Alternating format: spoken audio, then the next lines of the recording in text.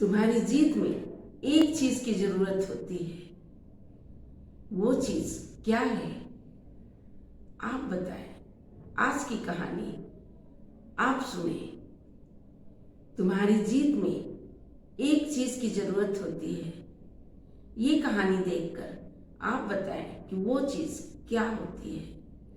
नमस्कार दोस्तों, मैं हूं रेखा शर्मा। मेरे चैनल अपनी थॉट में आप सबों का दिल से स्वागत है।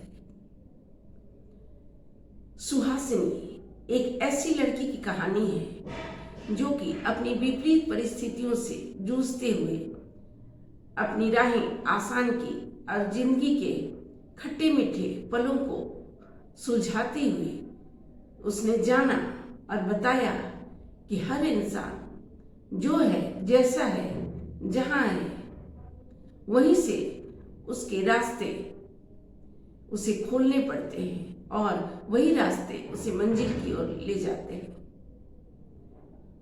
बस उन रास्तों पे चलकर उसे अडिग रहना है और अडिग रहकर वह उन रास्तों में चलते हुए मंजिल उसे मिलेगी ही मिलेगी।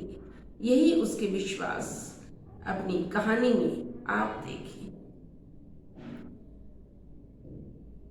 सुहासिनी ने जैसे ही स्नातक की शिक्षा पाई और स्नातक की डिग्री ली, तभी उसके घर में, परिवार में कुछ अच्छा नहीं चल रहा, क्योंकि उसके पिता की तबीयत इन दिनों खराब रहती और डॉक्टर ने उससे उनके दिल के ऑपरेशन की सलाह दी है। इसलिए पूरा परिवार थोड़ा तनाव में रहता है। जब से माँ ने जाना कि उसकी पिता के ऑपरेशन होने की बात होनी है, तो माँ भी इन दिनों बिल्कुल तबीयत माँ की अच्छी नहीं रहती। इसलिए माँ भी बहुत चिंतित रहा करती। घर में 3 भाई हैं, तीनों की अपनी अपनी पढ़ाई है, जो कि बिल्कुल सुहासिनी इनमें छोटी बहन है। लेकिन ऐसी परिस्थिति से उबरने के लिए परिवार में अच्छे खासे कोशिश होती दिख रही है, क्योंकि पिता की तबीयत पर ही परिवार उनका बिल्कुल निर्भर है और पिता की तबीयत बिगड़ते ही उसके परिवार में चिंता होना बिल्कुल जायज है। ऐसा सोचते हुए सुहासिनी ने कई स्कूलों में अपने आवेदन दिए ताकि वह किसी तरह शिक्षिका की नौकरी उसे मिल जाए। लेकिन हुआ यूं कि किसी ने भी उसे स्वीकार नहीं किया और उसे अस्वीकृत कर दिया। सुहासिनी की परेशानी अभी खत्म नहीं होती दिख रही। वह हमेशा यही कोशिश कर रहती कि किसी तरह उसके कहीं भी काम बन जाए, लेकिन ऐसा होता नहीं दिखता। वह कभी कभी अपने दिल में अपनी एक जगह बना लेती कि मैं बिल्कुल, मेरे भाग्य में कुछ भी नहीं है, मेरे भाग्य, मेरी तकदीर यदि ईश्वर लिखते हैं तो उन्होंने नहीं लिखी। ऐसा कहते हुए वह बिल्कुल उदास हो जाती और निराशा में घिर जाती। क्यों ऐसा उसके साथ होता कि उसके कहीं काम बनते नहीं और बनते बनते रुक जाते। इन दिनों पिता के तबीयत के लिए खासी सब परेशान रहते, लेकिन किसी ने भी उसकी मदद कहीं से नहीं हो पाती। जब सगे संबंधियों ने भी जाना कि उसके पिता की ऐसी हालत है और उसके ऑपरेशन होने की बात कही जा रही है, तो सगे संबंधी का यही टिप्पणी होता कि किसी तरह एक बेटी की शादी हो जाती, क्योंकि हर पिता की यही तमन्ना होती है कि वह अपनी बेटी को डोली में देखे। ऐसी बातें सुनकर उसके घर में बिल्कुल तनाव और भी बढ़ जाता और लोग अपनी अपनी अंदाज में अपनी टिप्पणियां देने लगते। किसी ने तानों में बात करनी शुरू कर दी कि किसी तरह इस लड़की की शादी करवा दो, क्योंकि कम पढ़ा लिखा लड़का से बात बन जाएगी। किसी ने कहा कि ठीक है, पैसे कम पढ़ा लिखा है मगर पैसे पूरे कमाता है। इस तरह से न जाने कितनी बातें उसे सुनने को मिलती, लेकिन बात कहीं भी बनती दिखती नहीं रही। माँ ने कहा कि बेमेल विवाह बिल्कुल ठीक नहीं होगा। किसी ने फिर अपनी बात कह दी कि क्या हुआ अगर लड़का कम ही पढ़ा लिखा है, पैसे कमा लेता है। ऐसा कहते हुए न जाने कितनी तरह की बातें सुहासिनी को सुनने को मिलती, लेकिन कहीं भी बात उसकी बनती नहीं दिखती। कुछ दिन बीते, पिता की तबीयत ज्यादा बिगड़ जाने की वजह से उनकी मौत हो गई। सारा परिवार सदमे में आ गया। अब उसके सामने, उस परिवार के सामने बुरे हालात दिखते रहे। सुहासिनी ने को कोई उपाय न सूझा। उसने अपने घर में ही छोटे बच्चों को ट्यूशन देने लगी। कम से कम उसके हाथ में कुछ पैसे आने लगे, जिससे उसकी बड़ी मदद मिलती। और फिर वह अपनी छोटी छोटी कोशिशें अपनी तेज कर दी। इस तरह से वह अपने कुछ दिनों के बाद अपने काम का विस्तार किया। लोग उसकी कोशिशों की तारीफ करने लगे और फिर करते करते अपने काम उसने बढ़ा लिए।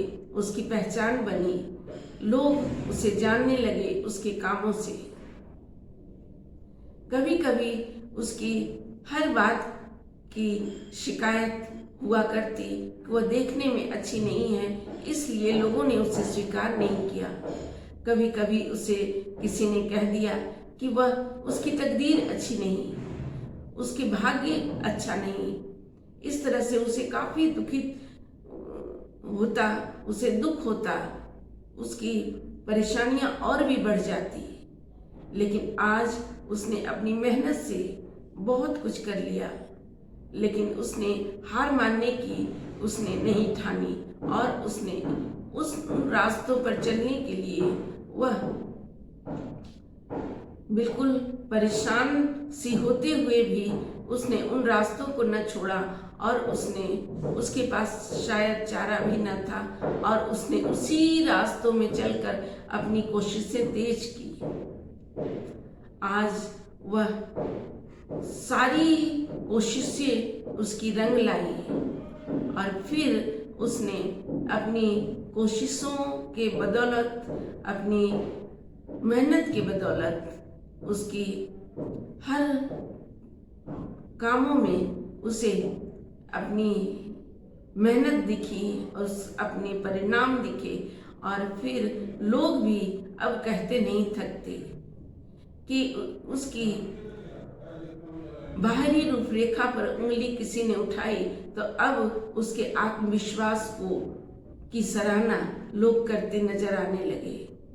और फिर कभी कभी जब बहुत उसकी सराहना करते तो लोगों के सामने ही उसकी आंखों में आंसू भर जाते और वह सोचती कि वो बुरे दिन जिसने लोगों ने कभी अच्छी बातें नहीं सुनी, फिर आज वह अपनी मेहनत से जो भी किया अपने लिए किया और अपनी बदौलत किया। फिर क्या था, उसने उस प्रशंसा ने उसके और भी उसकी प्रेरणा से भर देती। वो प्रशंसा उसके आत्मबल को और दोगुना कर देती। इस तरह से उसने बहुत कुछ लोगों के ही मुंह से सुना और लोगों के मुंह से ही प्रशंसा भी सुनी। क्या परिस्थितियां ऐसी ही हो जाती हैं जब बुरी होती हैं तो बुरी से बदतर होती जाती हैं, मगर जब अच्छी होती हैं तो अच्छी से अच्छी भी बनती जाती हैं। इसलिए उसने जाना और लोगों को बताया कि कभी भी अपनी परिस्थितियों से घबराओ नहीं, और उसकी परिस्थितियों ने उसे समझा दिया, उसकी पेचीदगियों ने उसे सुलझाने का हुनर सिखा दिया। उसने खुद जाना, उसने लोगों को बताया कि पेचीदगियां से घबराओ नहीं, ये सुलझाने का अच्छा माध्यम है। हमारी जिंदगी भी ऐसी है, जितनी पेचीदगियां हमें हमारी जिंदगी में मिलती हैं उतने ही हुनर हम सीखते हैं सुलझाने के। और सच भी है, आज वह अपने सुखद क्षणों में अपने दुखद क्षणों को याद कर सोचती है कि मेरे दुख भरे दिन ने हमें बता दिया कि यदि तकदीर खेलना चाहती है, यदि तकदीर आपको खिलाती है, तो आपको खिलाड़ी भी बेहतरीन बनना ही होगा। क्योंकि यदि आप खेलने से आप चूक जाओगे, अच्छे खिलाड़ी साबित करने से चूक जाओगे, तो आपकी कोई भी परिणाम आपके सामने ना होगा। इसलिए अच्छे खिलाड़ी बनने के लिए आपको डटे हो रहना है और अपनी उम्दा हर काम से तकदीर के सामने आपको अच्छा साबित होना है। और फिर किसी भी बुरे हालात में घुटने टेकने से अच्छा है कि आप वैसे तो बहुत हार के बहुत सबब हैं, मगर जीतने की हर बाजी अपने पास रखना है, जीतने की हर हुनर अपने पास रखना है, और जीतने की हर कला को इसी के माध्यम से सीखना है। यही आज की हमारी कोशिश होनी चाहिए। आज सुहास